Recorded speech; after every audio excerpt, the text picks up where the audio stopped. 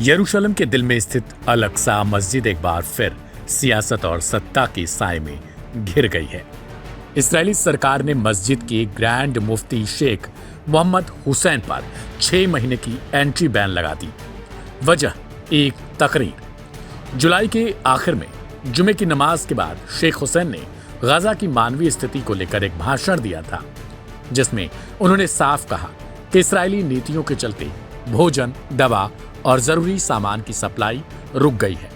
तकरीर में किसी हथियार का जिक्र नहीं था, कोई भड़काऊ बयान नहीं था, सिर्फ भूख, इंसानियत और मानवाधिकार की बात थी। लेकिन शायद इस सच को सुनना इस्राएली अधिकारियों को गवारा नहीं गुजरा। वाफा न्यूज एजेंसी के मुताबिक शेख हुसैन को पहले 8 दिनों का प्रतिबंध मिला था। इस्राएली अथॉरिटीज ने उन्हें 27 जुलाई को समन जारी कर कहा वे मस्जिद में न आए, क्योंकि वहां मरम्मत का काम होना है। लेकिन जैसे ही ये अस्थायी बैन खत्म हुआ, इसे बिना किसी नए आधार के 6 महीने के लिए और बढ़ा दिया गया। यह सिर्फ एक धार्मिक व्यक्ति को रोके जाने का मामला नहीं, यह उस पूरे समुदाय को चुप कराने की कोशिश है जो अल अक्सा मस्जिद को सिर्फ एक इबादत गाह नहीं बल्कि अपने अस्तित्व की पहचान मानता है। और जब एक ग्रैंड मुफ्ती पर पाबंदी लगाई जाती है तो यह सवाल उठता है, क्या इबादत अब अनुमति की मोहताज हो चुकी है? फिलिस्तीन ने इस बैन की निंदा की है। फिलिस्तीनी अथॉरिटी का कहना है यह इस्राएली सरकार की वह रणनीति है जिसके तहत अल अक्सा मस्जिद पर धीरे धीरे पूरा नियंत्रण हासिल करने की कोशिश की जा रही। धार्मिक नेतृत्व को हाशिए पर डालकर उनकी आवाज दबाकर क्या वाकई अस्थायी शांति लाई जा सकती है?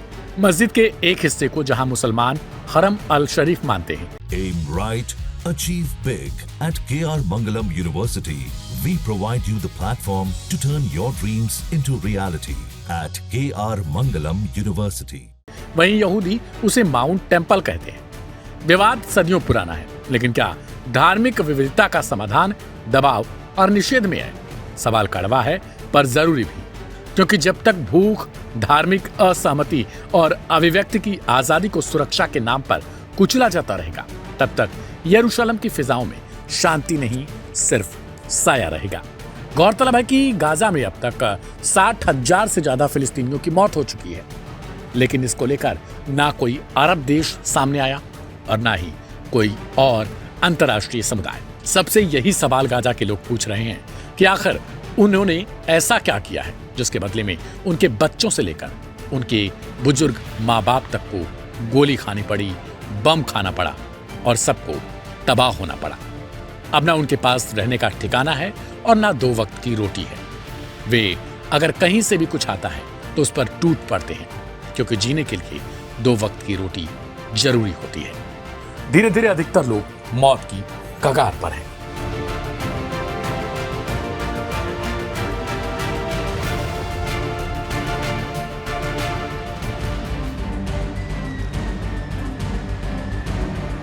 इसराइल और गाजा के बीच जारी युद्ध ने आज एक खतरनाक मोड़ ले लिया है।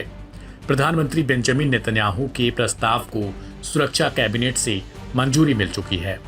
अब इसराइल की सेना सीधे गाजा सिटी पर कब्जा करने की तैयारी में है। यह सिर्फ एक सैन्य कार्रवाई नहीं, बल्कि एक मानवीय संकट की शुरुआत भी समझी जा सकती है। इस प्रस्ताव के तहत इस्राएली सेना पहले गाजा सिटी में सिक्योरिटी पैरामीटर बनाएगी, फिर इसे तथाकथित अरब ताकतों के हवाले करने की भी योजना है। लेकिन जमीनी हालात इससे कहीं ज्यादा जटिल और खतरनाक हैं। गाजा सिटी में इस वक्त तकरीबन 8 लाख लोग फंसे हुए हैं। रिपोर्ट्स बताती हैं इस अभियान से 10 लाख से ज्यादा नागरिकों के विस्थापित होने का खतरा है। यह वे लोग हैं जो पहले ही महीनों से बमबारी, भूख, बिजली और दवाओं की कमी से जूझ रहे हैं। हमें ये नहीं भूलना चाहिए कि गाजा इस समय एक ऐसी जगह बन चुकी है जहां मानवाधिकारों की परिभाषाएं धुंधली पड़ चुकी हैं। हमास ने इस फैसले की कड़ी निंदा करते हुए इसे नरसंहार की योजना करार दिया। साथ ही प्रधानमंत्री नेतन्याहू पर आरोप लगाया कि वह बंधकों की सुरक्षा और संघर्ष विराम की बातचीत को जानबूझकर कमजोर कर रहे हैं। उनकी नजर में यह कदम राजनीतिक बचाव की एक चाल है, युद्ध को बढ़ाकर सत्ता को बनाए रखने की कोशिश। गौर करने वाली बात यह है कि इसराइल के अंदर से भी इस प्रस्ताव का विरोध हो रहा है। खुद आईडीएफ के चीफ ऑफ स्टाफ जनरल येयाल जमीर ने चेतावनी दी थी कि यह कार्रवाई बंधकों की जान को जोखिम में डाल सकती है, सेना को जरूरत से ज्यादा फैला सकती है और अंत में इसराइल को गाजा का दीर्घकालिक शासक बना सकती है। यह एक ऐसा बोझ जिससे इसराइल दशकों से बचता आया है। Aim right, achieve big. At KR Mangalam University, we provide you the platform to turn your dreams into reality. At KR Mangalam University. Israel के राजनीतिक विपक्षी कई दलों ने एक रणनीतिक आपदा करार दिया। एक विपक्षी नेता का कहना है कि नेतन्याहू का कोई स्पष्ट एग्जिट प्लान नहीं है, सिर्फ खून, तबाही और अंतहीन युद्ध। इस बीच अंतर्राष्ट्रीय समुदाय भी शांत नहीं है। संयुक्त राष्ट्र, जॉर्डन, ऑस्ट्रेलिया, ब्रिटेन और कई अन्य देश इस नए कदम से बेहद चिंतित हैं। चेतावनी दी जा रही है कि यह कार्रवाई मानवीय त्रासदी को और गहरा कर सकती है। पहले ही गाजा में भूखमरी, स्वास्थ्य संकट और मदद की असंभव स्थिति बनी हुई है और सवाल यह है, क्या यह जीत वाकई में किसी की होगी?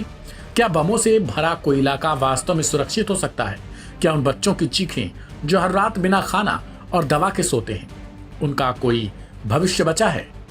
गाजा इस वक्त एक युद्ध क्षेत्र नहीं, एक खुले जख्म की तरह है और हर हमले के साथ यह जख्म और गहरा होता जा रहा है।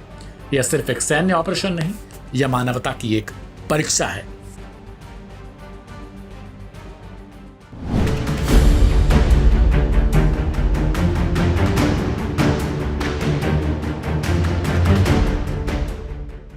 अमेरिकी राष्ट्रपति डोनाल्ड ट्रंप ने भारत पर रूस से कच्चा तेल खरीदने का आरोप लगाकर 50% टैरिफ लगा दिया। लेकिन संयुक्त अरब अमीरात और रूस के मध्य यूक्रेन युद्ध शुरू होने के बाद व्यापार में भारी बढ़ोतरी हुई है और यूएई द्वारा रूस की लगातार मदद किए जाने के बावजूद डोनाल्ड ट्रंप आंखें मूंदे बैठे हैं।